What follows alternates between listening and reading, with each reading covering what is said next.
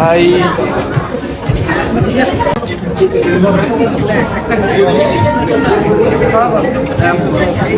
এই যে আমাদের আজহার ভাই এখন নিবে হলো সবজি।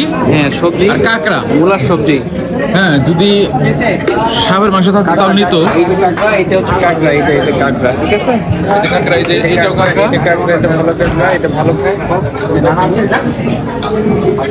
আসসালামু আলাইকুম।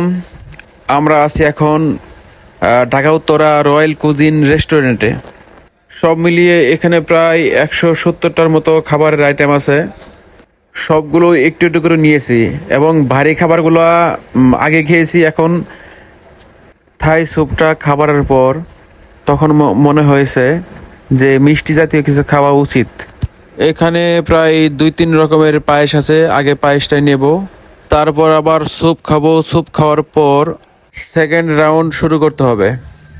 বুফে আসার পর ম্যাক্সিমাম মানুষ যে ভুলগুলো করে, তারা ফাস্ট ফুডের খাবারগুলো আগে চুজ করে, কারণ ফাস্ট ফুডের খাবারগুলো খেলে পরবর্তীতে আর কিছুই খাওয়া যায় না। ধন্যবাদ, বাই বাই।